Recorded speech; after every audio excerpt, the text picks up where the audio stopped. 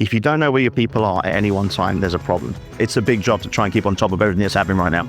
I'm with Hub right now. I manage a global team, basically helping all of our clients. It's becoming more important to have local coverage.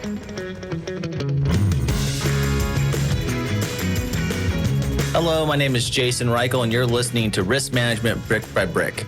I'm fascinated with people who are helping build and maintain the physical world around us. On each episode of this podcast, we'll dive in with a risk manager, speak to them about how technology plays a role in this process.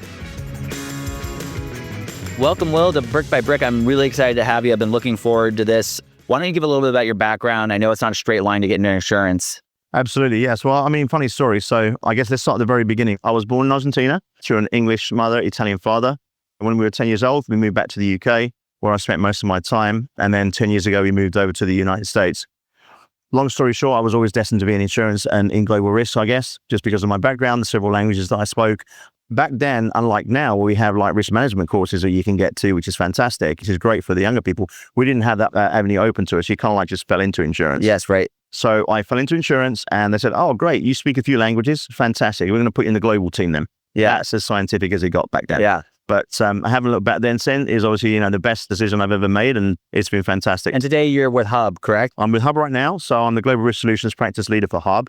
So I manage our global team, basically helping all of our clients. So I manage the broker network, client execution, processes and policies. We keep in touch, with all of our education piece when it comes to all the things that are happening all over the world, making sure that, we are proactive, not reactive to all our clients. So it's a big job to try and keep on top of everything that's happening right now. Massive job.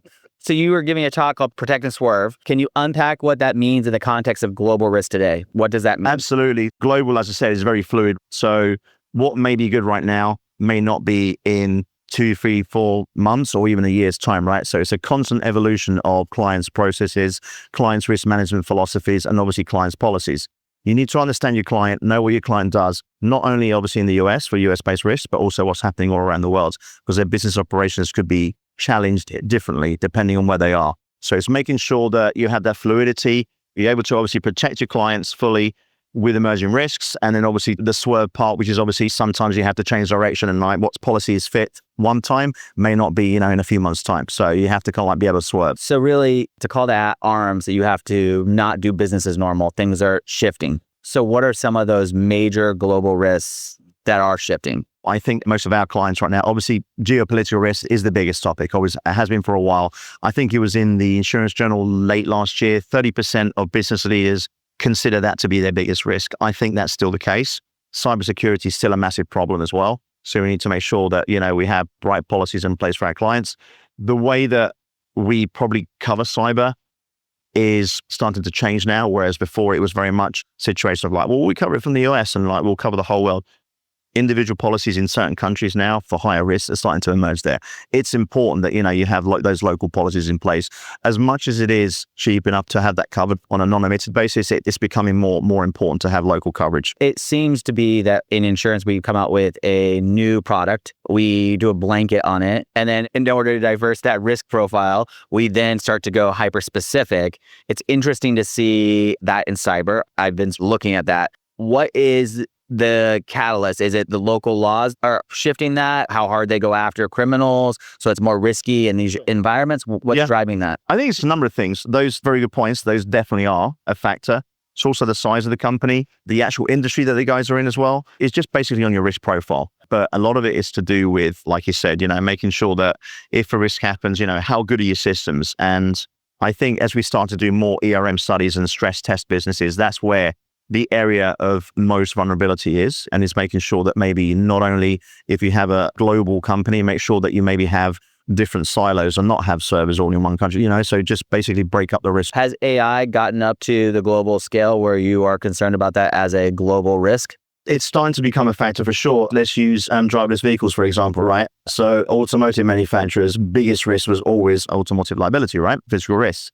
Now, when you're putting driverless vehicles in the car, cyber's much more prominent, because if something's going to go wrong, is it the driver's fault? Probably not. If it's driverless, it's going to be a product failure, or it's going to be something to do with cyber. So it's shifted much more towards AI, much more towards cyber and that kind of thing.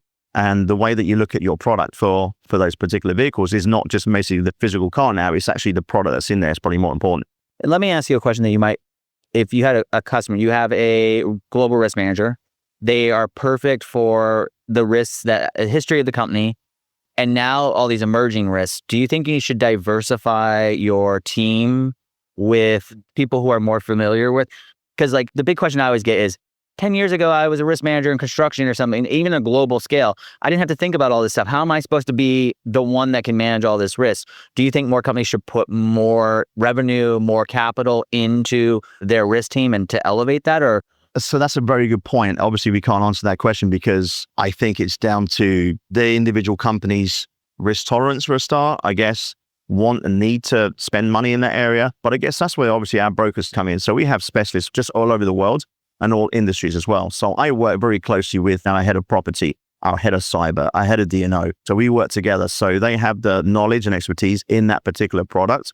I'm able to kind of like help them take that to the next level and do that on a global basis. right. So by working together, and that's where we can help a lot of risk managers who don't have that capital to be able to have these big teams. But ideally, it makes sense. What about flexibility without compromising core protections? How do you manage on a global scale being flexible so that without risk, there is no business, but you need these core protections? It seems almost like an impossible task sometimes. Yeah, no, it does. Just finding good strategic partners in your broker for an insured, like how are they able to stay flexible right now? Not just with your broker, but with your carrier partners too as well. So I mean, I spoke about it in my talk earlier, right? It's having that right business partner to make sure that that carrier can also grow with you. There's nothing worse than saying, this is a great policy for you, but if you're in more than 3 or 4 countries, we can't help you because either they can't issue paper or they don't have the right coverage or they just don't like the risk. You as a broker need to make sure that you're ahead of that and make sure that you understand your client's business. You know where they're going in the future. So you're almost planning for that potential growth, because if you don't, that's where it's going to become a problem. So that's where the flexibility comes in and making sure that you understand your client's needs, where they're growing, where their operations are going, and then you're able to match them with the right business partners such as carriers, TPAs when it comes to claims. No one likes claims, and risk manager's worst nightmare is having a claim overseas because you don't know, you don't speak the language, you don't understand the local laws. That is what's surely going to get a risk manager and a broker fired if that isn't handled properly. So you need to be on top of that. I love that. You've led a lot of diverse teams across your career. What leadership principles have remained true across rules and borders? Just be mindful of everyone's culture. I always impress that on my team, especially the new starters, where you may get an email from somebody in Asia, for example. I'm not just picking, and it may be very direct, very quick. And it's like, well, that seems rude. No, that's their culture. It's understanding how they operate. How their business culture works. Correct. That leads to good communication, because without good communication in the global space, your network's going to fall down and obviously your service is going to fall down. So that's the number one thing I always say. It's just be mindful of everyone's culture. Also be mindful that English may not be their first language as well. So that's very, very important, because things can be missed in translation, especially with as good as technology is and as good as we can kind of talk to everybody around the world. Context is still really under 100%. Absolutely. Man, that is so real to try to build companies and have to deal with those issues all the time. What innovations are you most excited about when it comes to global risk management? What's emerging that you think is interesting and cool that you guys are doing that you see in the industry? Right now as well, because of the geopolitical risks and the things that are happening around the world, we're much more involved now with our political risks team. Trade credit as well is becoming more of an issue as well. So we're kind of like really expanding away from just a traditional P&C. Here's your global property policy. Here's your global, casualty Asset policy. management. Right, exactly. Yeah. Now we're getting into some cool things, because obviously clients have products and people flying all over the world. So you've got the people movement side of things, making sure that, and I always say to my clients, and I said this at my talk earlier as well, if you don't know where your people are at any one time, there's a problem. Because that's the number one question, right? So know where your people are all the time. If there's a major event that happens, that delay could be the reason that, something potentially goes wrong. They need to understand what to do in an emergency as well. So have those procedures in place. So we're kind of getting more into the realms of that sophisticated, nuanced policies as well. Political risk as well. And the risk processes being put into place at a global scale. And that's what I want to talk about, being proactive. Right? I'm great at dinner parties, by the way. Yeah, because look how great. This is always doom and gloom, right? But you're always preparing for the worst. Then at least you know that you're prepared for when something does happen. You know what to do in that emergency People situation. and your business. Correct. I mean, that should be job number one. Yeah. Is there a technology or a strategy that you believe is underhyped or overhyped? That comes to mind when I say that. Question, yeah. So, I mean, we're using technology more and more, not only for data and analytics, so risk tolerance, right? Of at what point should clients stop buying insurance and maybe take on some of the risk themselves? Rates have been increasing year on year, quite a number of years. We have a great data analytics team, a score model that highlights, your risk tolerance and at what point does it become unviable to buy insurance premium, because of the insurance premium cost. That's pretty cool. And I think we're starting to use that more. I think that's probably underused at the moment, but I think we're going to start to see that continuation. We're seeing a lot more, and I hate using the middle market, I say large corporate. Some of the large corporates are starting to look at captive feasibilities now. Before, captives are always for the big players, right? Now, that $1 billion turnover company is also looking at potential captive programs. So they've had a lot of people talking about that recently, about captives and that move, which I think is good. It helps keep you flexible. Actually, it helps the insurance industry as well, because it kind of takes a lot of the pressure off of them, because there's less people inclined, there's less capacity, there's less people inclined to want to cover certain risks. So by doing that, you're transferring some of the risks. It's almost like you're showing that insurer that, hey, listen, I'm a good risk. I believe in this. And I'm willing to take some of the risk on myself. And then the insurance industry is like, we'll see. Right. Okay, let's play a game of Risky or Too Risky. How about that? Okay, let's do that. I love that. All right. Rolling out a global insurance program without local market conditions. We already talked about this. Risky or too risky? Too risky. What about a lot of these companies are growing through acquiring other companies in regions that have their own risk programs already. It's not that you're setting up shop, you're acquiring culture, risk culture. Do you advise on is it important to get, when you acquire a company, for them to come onto your risk culture, or is it important for you to understand theirs? I mean, we talked about the cultural element between people, but what about businesses? Correct. We absolutely need to understand their business culture. So again, a good example of this, right? So, and this happens all the time.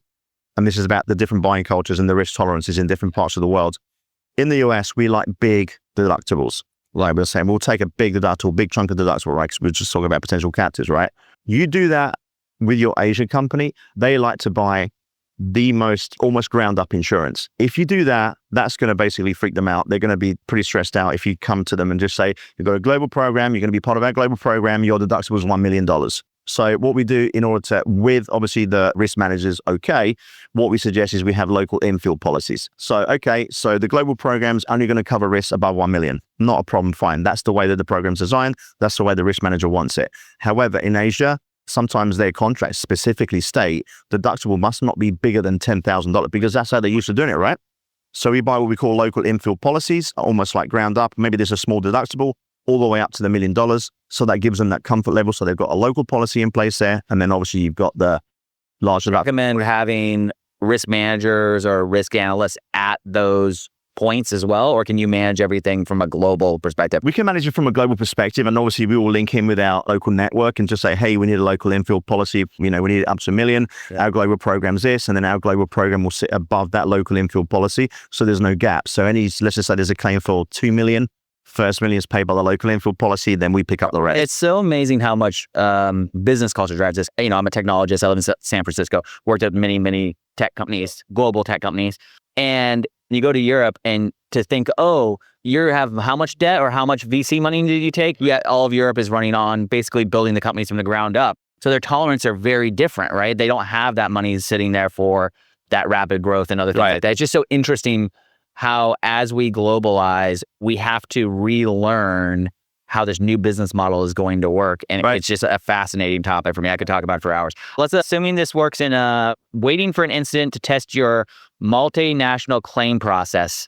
That's too risky. Yeah, that's a dumb question. Yeah. I'm sorry. That's okay. That's a fair question. Some people do. Some people test it that. If you want to test it that way, none of my clients do it that way, but that's good for you. But I'm going to roll the dice. Go to Vegas. Claiming your program is global and it only covers 3 countries. Risky or too risky? No, it's not too risky. And again, right, what does global mean? Yeah, if you're outside the US, you are global, absolutely.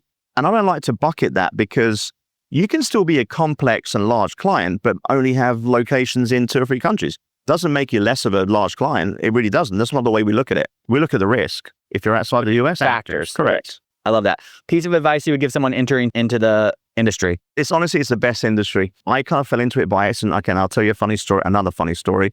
When I originally applied, I was 22 years old. I was obviously living in the UK. I'm thinking I need to find a job.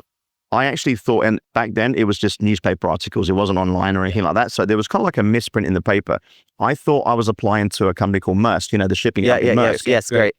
Send off my application, fine. 2 weeks later, get a call from somebody. Hey, it's Steve from Marsh.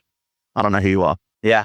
Put the phone down. I put the phone down 2 or 3 times. He goes, you send your application. He goes, I did not send an application. There was a misprint in the paper. I was applying for Marsh Brokers, not Maersk.